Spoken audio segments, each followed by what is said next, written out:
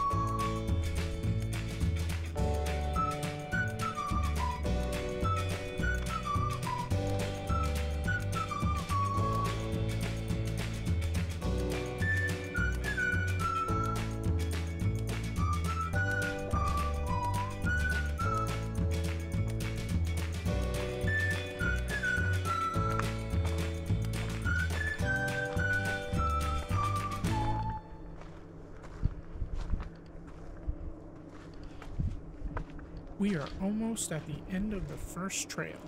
We don't have much further to go before our first turn.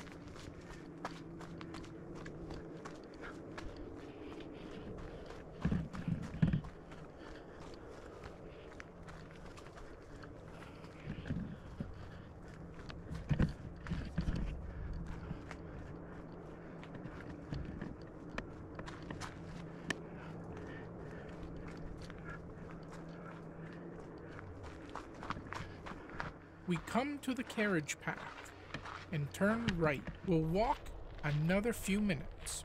You can use this video as a step-by-step guide if you want. I'll show you the entire walk into Tilting Rock.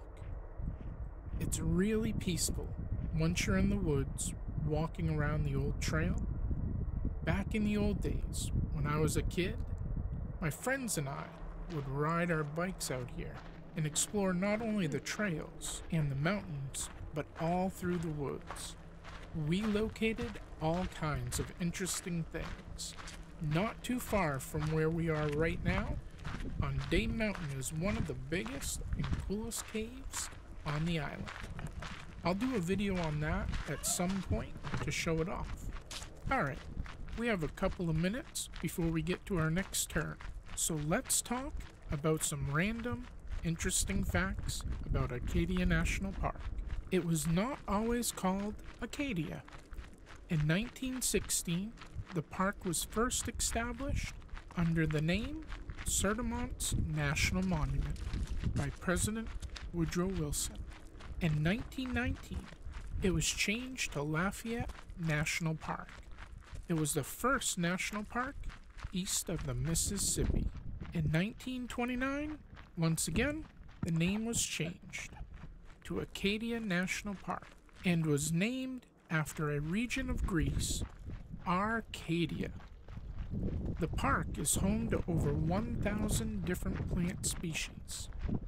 The park has over 158 miles of hiking trails, 27 miles of motor roads, 45 miles of carriage roads. I've done every mile of them all. The park's lands were home to the Wabanaki Indians for more than 12,000 years. Acadia Park is home to 3 campgrounds and 5 lean-to shelters.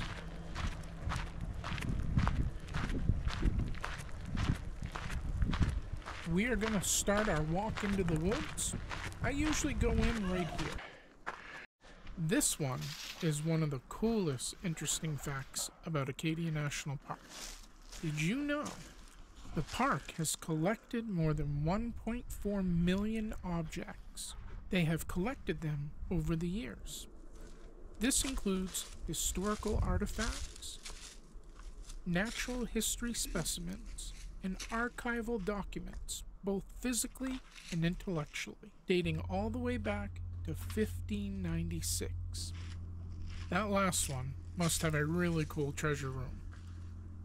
I could have a ton of fun in there, although they wouldn't be able to get me out of it until I've seen everything. Some of you might be interested in how this island and some of the rock formations were created. Tilting rock, along with this entire island that we are currently walking on, was created when pressure beneath ancient oceans and heat from tectonic activity turned a mixture of underwater sedimentary rocks and volcanic ash into metamorphic rocks.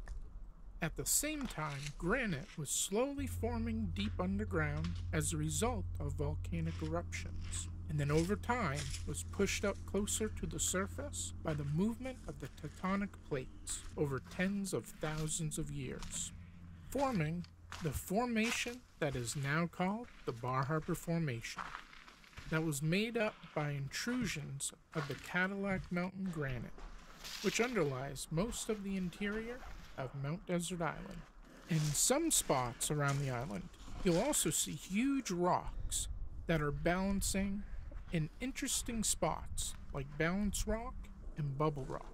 These boulders were carried here over the last ice age, about 10,000 years ago.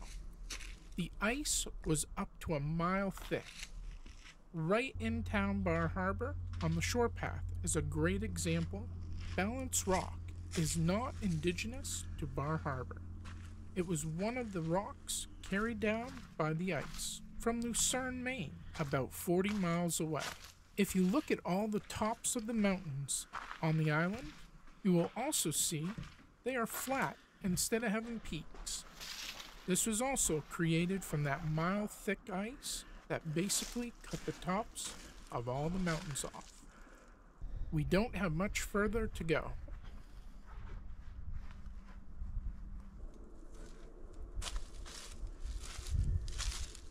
This is an old shovel head that has eroded over years.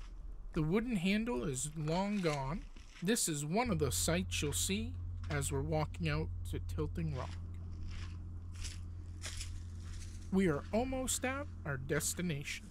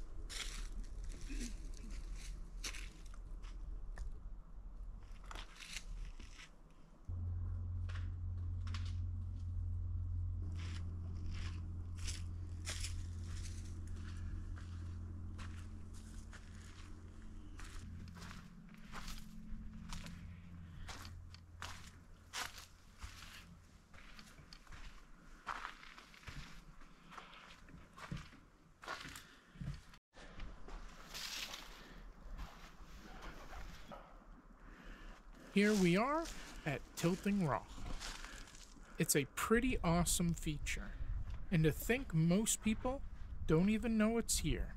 They walk the carriage path every day and don't realize the beauty that is maybe 100 feet away from them.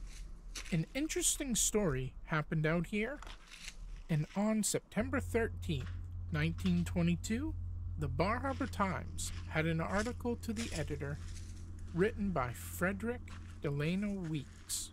I won't read the entire article word for word, but I'll show a picture of it. If you would like to read the entire thing, just pause the video right here.